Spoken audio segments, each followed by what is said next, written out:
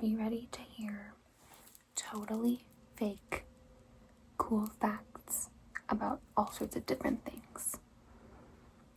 I need to state again that this stuff is totally fake and I'm literally making it up as I go. So don't believe anything that I say. Okay, let's start with, what should our first topic be? Did you guys know that cats spawn from geese? Like underneath the geese, like where the egg would be incubated. There's like a little pebble underneath every single goose that's laying an egg. And the little pebble starts out as a rock because it's a pebble. But then as the incubation of the egg occurs, the energy seeps out of the shell and into the pebble. And then it grows hair.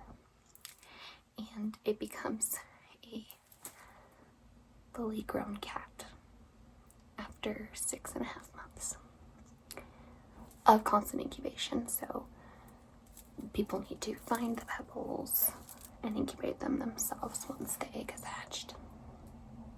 And it's actually like a job that people do have. They are hired by professional cat breeders to do this incubation, and it does cost a lot of money because the incubation chambers are pretty expensive.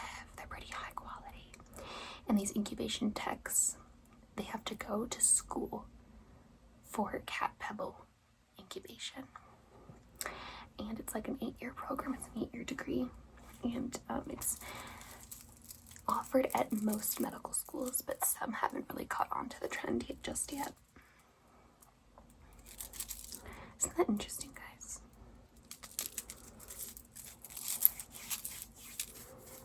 You wanna know what else is interesting? Every single author that's been on the New York Times #1 bestsellers list has joined a cult. It's kind of like Scientology, but instead of having actors like Tom Cruise, it just has authors. The figurehead of this New York Times #1 bestsellers list cult is, of course, my king, Stephen.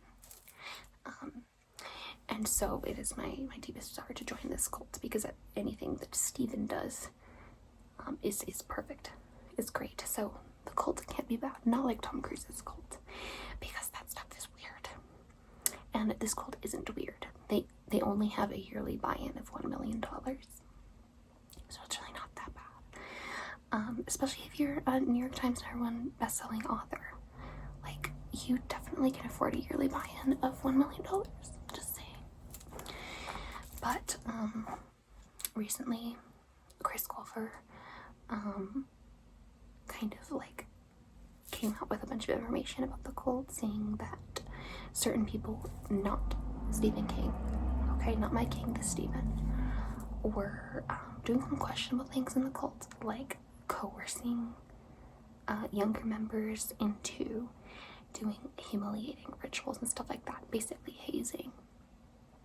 And so everybody was like, dude, guys, why aren't you doing your hazing prevention trainings? And so now every #1 New York Times bestselling author needs to do a hazing prevention training course before they can join the cult. So that's pretty interesting. I didn't know that before today's video. And I really hope that Chris Colfer's okay now. I don't know if he's technically still enrolled in the cult because he has been a #1 New York Times bestselling author, so I don't really know though. Did you guys know that the original Victoria's Secret piece, like the piece that spawned all of Victoria's Secret, was developed inside an underground bunker? Yes. It was left over from the Cold War. Yeah, so there was this one family, I think they're from Vermont, so it's in Vermont, and they were pretty rich. They had old money, and they decided that what they really wanted to do was make sure that they and all their kids and family was super protected. So they used their funds to get a contractor, and a bunker was built. A secret bunker was built down below their manor. And it was, kind of like homey. It had, they refused to put in fluorescent lights because it just makes the place feel too sterile. So it was homey. There was like a lamp in there and an armchair in there. Anyways, one day, the husband, like the patriarch of the family, he got really, really sick with pneumonia, which is a combination of pneumonia and malaria. And so he passed away shortly after contracting this illness. His wife passed away as well. And then the kids decided that the manor was just, it had too many painful memories, so they sold it off. And they ended up selling it to the state. And the state started using it as like a national, like, historic landmark, basically. But then one day during a tour, this little boy, he was walking down the halls and everything, and just enjoying the tour with his parents. But then he saw that there was like a little unevenness in the floorboards, and so he stayed behind. And since he was so small, the tour guide didn't notice, and he stayed behind, and he had kind of pressed and, like, fiddled with the floorboards, and he opened the entrance to the secret bunker, and it hadn't been touched in so many years because the kids hadn't known about it, because the parents didn't really want to, like, instill in them, like, panic, but they were going to, like, let them know once it was finished, basically. So he found this, and he went down there, and then the top closed on him, and he couldn't get out. Couldn't get out. However, there was a crap ton of, like, cans in there, like, so much food, a water filtration system, everything like that. And so he lived on and on and on. And when he was about 22, I think it was, from the professional sources that I acquired for this video, he decided that he had kind of had enough of being underground. And so he was like, maybe now that I'm stronger, I can get out. And he was able to get out, but he was so shocked and shook by the world outside that he retreated back into his cave, and he started feeling really bad about himself, started feeling like he was nothing but a hermit, nothing but a reclusive person that was, like, wasting his life. And with all this insecurity, he decided, I just want to spread insecurities to everybody in the world. And he created Victoria's Secret to do just that, to torture women everywhere, and he was pretty successful. Did you guys know that pistachio isn't pistachio at all? Yeah, so it's just a peanut, like, painted green. Every single pistachio is a peanut painted green, but it's edible paint. And it takes a really, really long time for manufacturers to make pistachios, so that's why they're more expensive, because they have to paint every single peanut. And you might be wondering, well, Ariel, pistachios don't taste like peanuts. What you're saying surely must be wrong. You're right, they don't, and it's because the paint has a flavor, and that flavor is what we come to associate with pistachio. And for, like, pistachio ice cream and stuff, they don't really bother. They just make, like, peanut butter ice cream, put it in the paint, swirl it all up. But recent studies have come out indicating that perhaps, just perhaps, this paint is toxic and is a carcinogen. So maybe just watch what you consume, what you eat from now on. But going along with that, did you know that certain brands of colanders, the strainers for pasta, are, like, super, like, they have a lot of oils in them that can prove toxic, so you have to wash them super, super well, because they were originally used as tin hats for conspiracy theorists. And so they have, like, hair oil on them, and some of them have been found to be infested with lice. Yeah, particularly the silicone colanders, which is really unfortunate because when somebody eats or ingests lice, it's a little bit different than when they're in your hair. What happens is that you exude peanut butter from your opposite end for like 4 weeks. Yeah, nobody really knows like why. It seems to be some sort of like chemical reaction in your body that makes what is essentially peanut butter. I mean, it's not the same thing as peanut butter because it's not actual peanuts ground into a paste, you know, but it is like all the compounds. It's basically just peanut butter.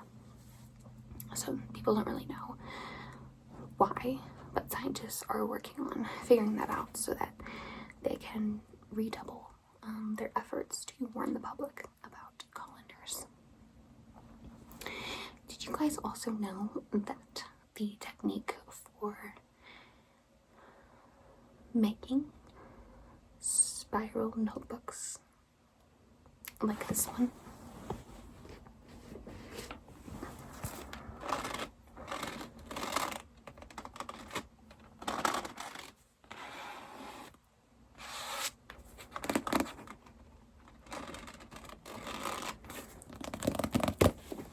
spiral notebooks were originally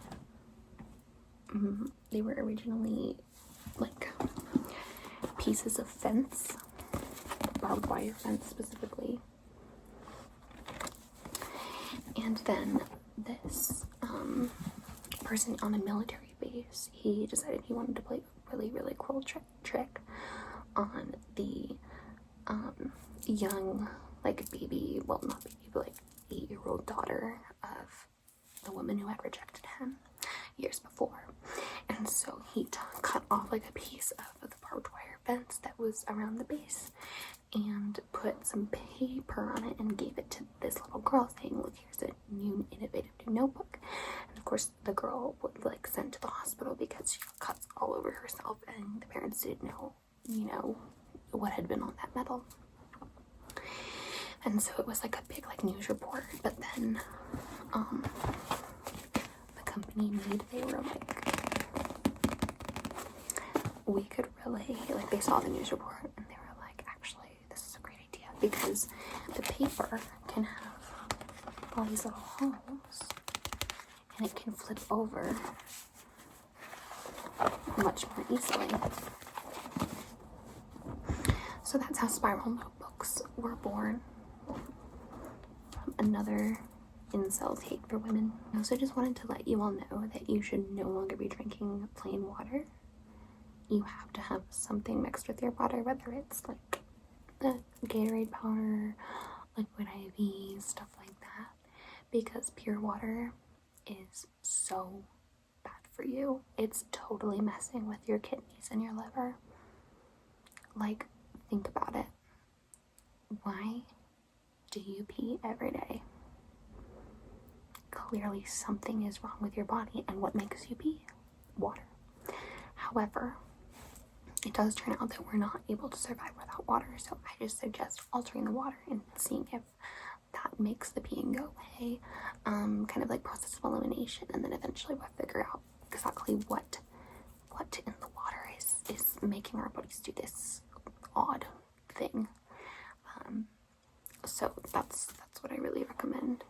You can drink as much alcohol as you want though. Just pound it. Coffee too.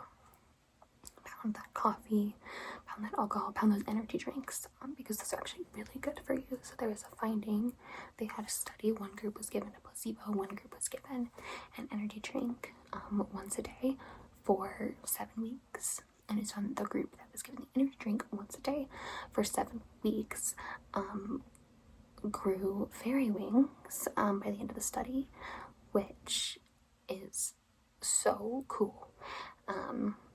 And then that's where Red Bull got its slogan from.